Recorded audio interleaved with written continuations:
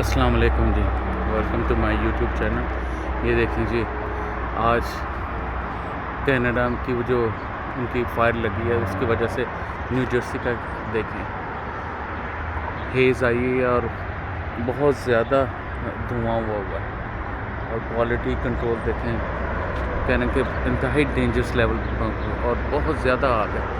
आप इवन सूरज को देखें, सूरज को देखें, वो बिल्कुल रेड हुआ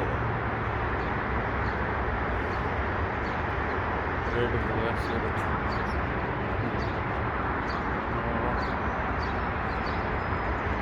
बहुत तेज सूरज रेड हुआ।